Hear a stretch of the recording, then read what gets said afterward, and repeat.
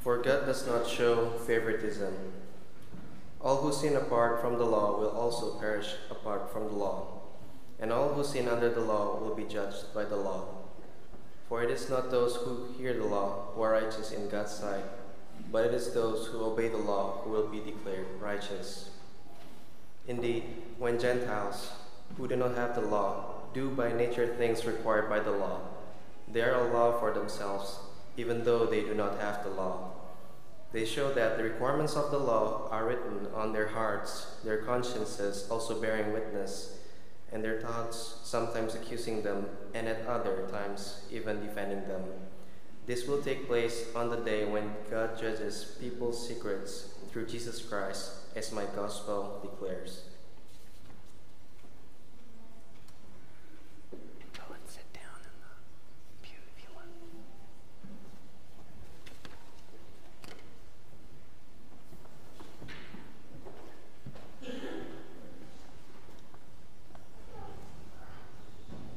No one should ever do what you have done.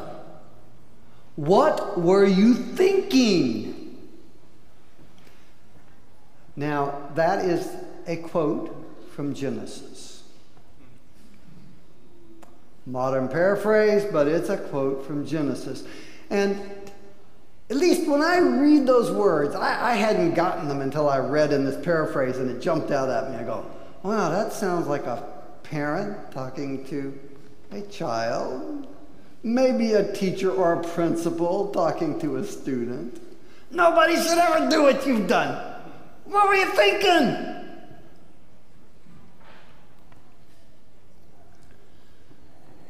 The words themselves are unremarkable. People talk like that.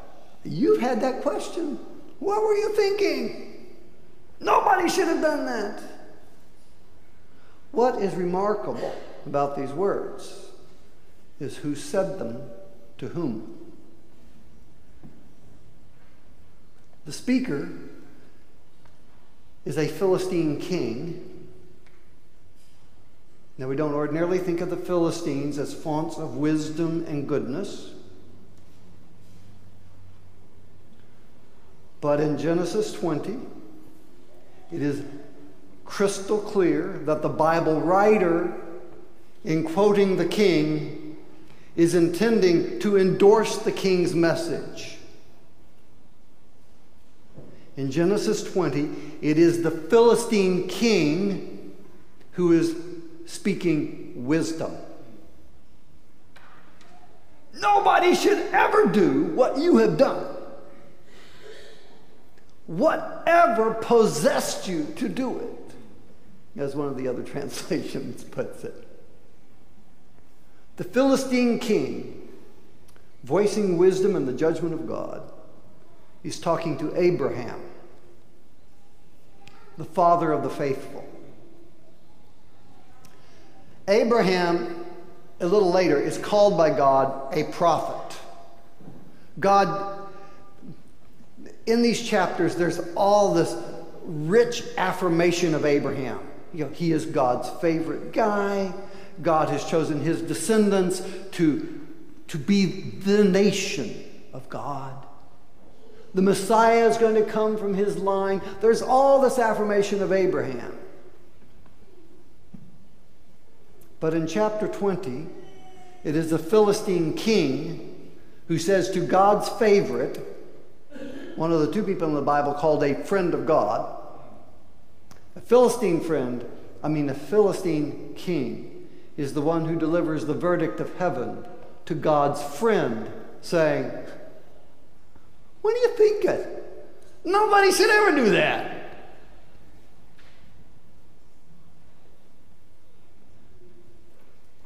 Let's set the story a bit. Many of you know the story, but not all of us would remember it. So Abraham grew up in a city called Ur. This was a sophisticated, civilized place. In AD 2000, they had sewers and running water in town. It was civilized. Abraham's father, Terah, moves the family from this urbane, sophisticated place. They head west. You know, it's like leaving New York, going to California, back when California was not the dreamland. They head west. They get as far as a city named Haran. They live there a while. Dad dies, Terah dies.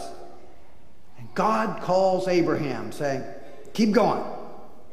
So Abraham heads out, and he ends up in the far west, the wild west of that time, Palestine.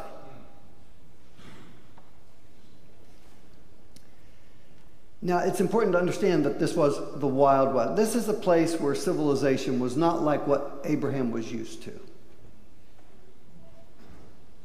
So Abraham says to his wife, Sarah, now look, honey, you are drop dead gorgeous. Every man in this crazy place is going to be looking at you.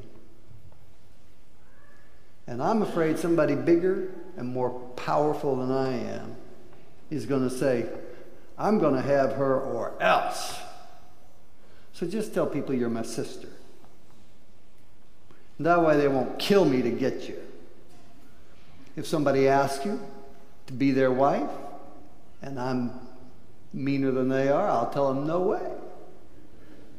But if it's somebody that will get me killed, we'll just keep it quiet. So Sarah goes along with it. In that society, women did not have much in the way of rights. So she does what her boss, what her owner tells her to do. I'm his sister. And she was knock dead gorgeous. The king in the area, Abimelech, says, man, this woman, she's, whoa! And he summons her to the palace. She comes. She is escorted into his harem in anticipation of a wedding. That night, God comes and talks to Abimelech and says, Abimelech, you're a dead man. That gets his attention.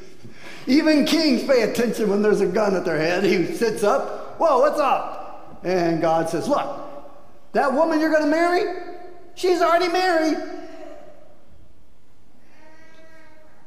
And Abimelech does what I would think most of us would do. I don't care if it's God or who.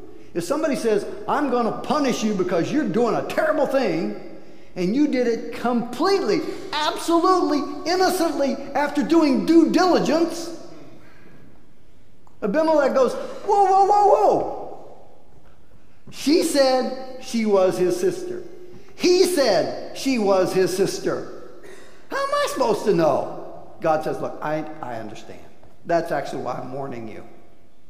I'm keeping you out of trouble. Send the woman back home.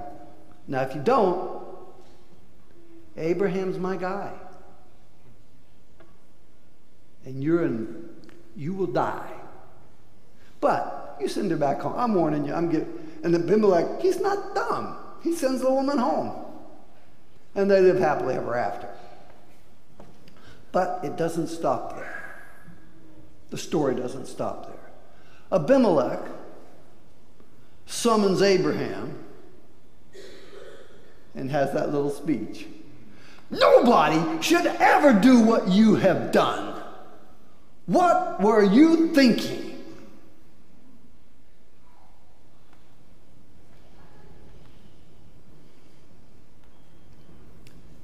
I tell this story for a couple of reasons. First,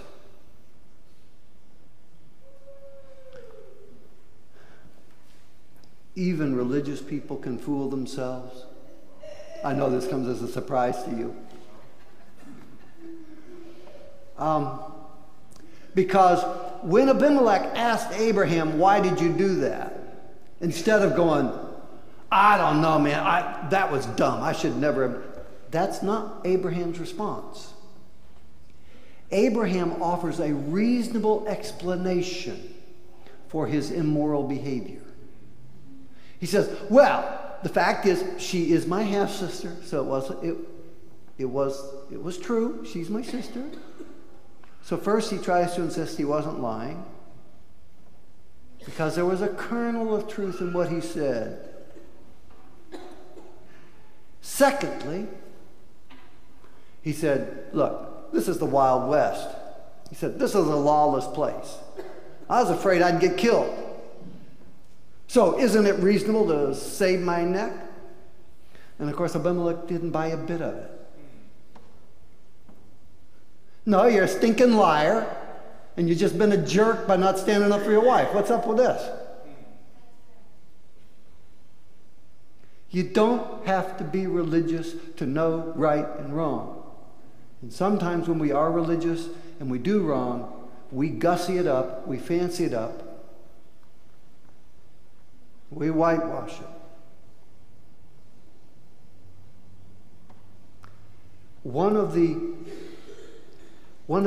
distinctive elements of the Bible is literature.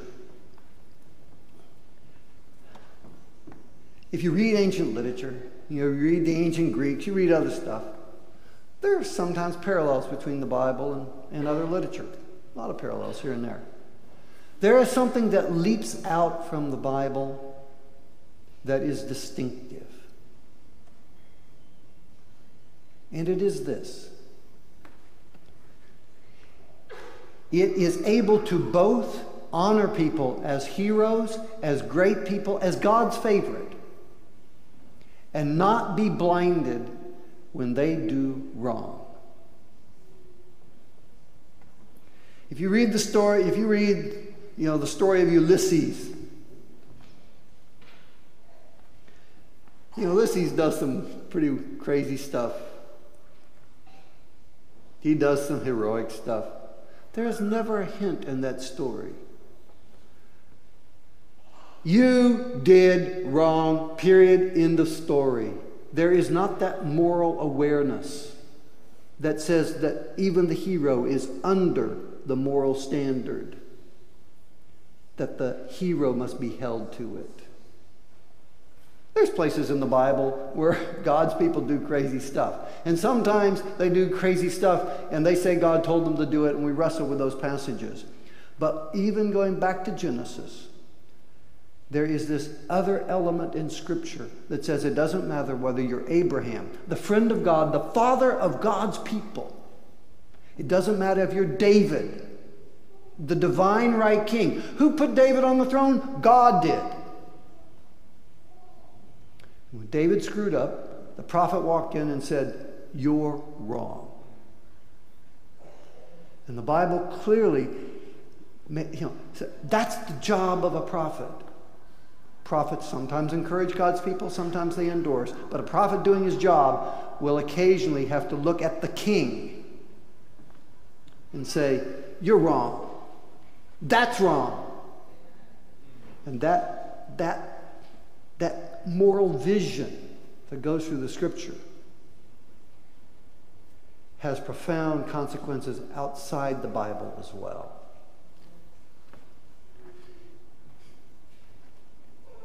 What happened to the notion of the divine right of kings? God put him on the throne. Who are you to say anything? Shut up and obey. Well, some people trace it to, the Enlightenment and all that stuff. But part of it goes to the moral vision. The foundation is a moral vision that really resides in Scripture that says not even a king is above the law. Not even Abraham is above the law. And once you start holding kings to a law that's higher than the king, the throne shrinks. And eventually you realize there's not much place for a throne. When it comes to slavery, humans did slavery for thousands of years. Hey, that's just the way it is. The anti-slavery reality that we assume in the world today ultimately goes back, it's a biblical foundation. It was a critique rooted in the moral judgment of Scripture, often embraced by secular people, but it was rooted in Scripture. a clear moral vision that said, I don't care whether they are not of your tribe, whether they are not of your nation.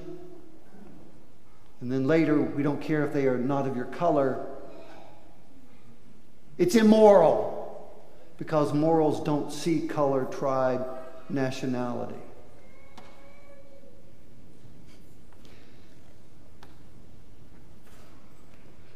"100 years ago, as we were debating about whether we would dare," get this, I mean, can you believe people actually thought that we should allow women to vote? What's up with that? And of course, many Christians quoted the Bible to support keeping women in their place, because they could find places in the Bible that appear to support that. They could find places that suggested men were God's favorites, just like Abraham was God's favorite. They forgot that the Bible also included Abimelech. That's wrong. I don't care who you are.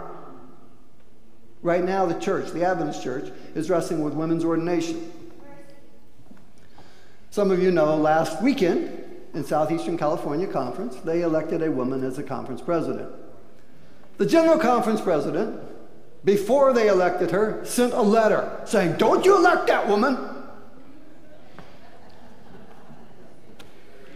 Fortunately, the delegates said, "Whatever." And since then, on my Facebook page, there have been people arguing that we really do need to get these women back in their place. And I need to be careful. I don't want to be too flippant. The people who are arguing that argue it from a sincere commitment to the Bible. And I'm not, that's real. That's how they understand it. Because they can find passages that appear to them to put the men over here and the women over here, and ordination somehow is scrambling what they have read in Scripture. They're sincere in reading it that way. But they are missing the flow of Scripture.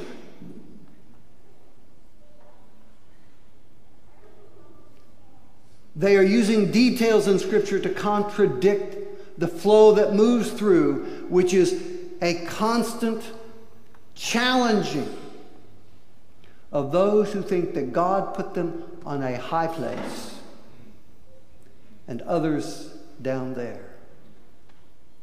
Over and over again, the theme in Scripture is that God raises the lowly and he brings the high and mighty down. Not because he's mad at the high and mighty,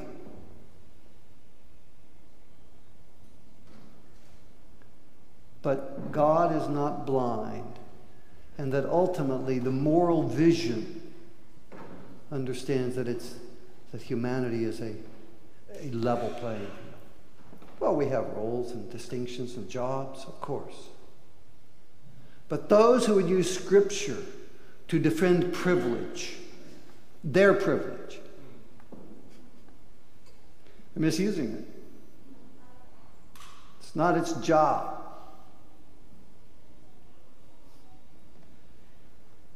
Go back to Abimelech. Yeah, Abimelech doesn't quote, "Thus saith the Lord." He doesn't quote chapter and verse. But he knows, and we know, that he was right. We need to be careful when we as a church are less just than the world around us. It happens. And it happens because we are sincerely committed to traditions and to a text. And there's a place for that. But that commitment, when it blinds us to justice, leads us wrong. You find other places in Scripture where God has his people being corrected by the outsiders. In our Scripture reading, talk about, the heavens declare the glory of God. Paul writes that there's stuff written in nature. The Bible reveals moral concerns that nature cannot show us. It is a valuable, priceless, irreplaceable resource in sharpening our moral vision. But when our reading of Scripture leads us to contradict the reading of justice and morality that is written in nature, we've read it wrong. God calls us to use Scripture to drive us to create an ideal that's even higher than we can reach. And when we pursue justice vigorously, happily, forcefully, we are cooperating with God in His work in the world. It has a broader effect in society. Moral societies do better economically, and when they do better economically, they do better health-wise. I mean, there's all kinds of things that flow out from a moral society. So it is right that as a community of faith and as a community of the book, we should emphasize morality, doing the right thing. We do it because it's right, and we also do it because it's beneficial, and because it's what God would want for His people, both those in the building and those outside.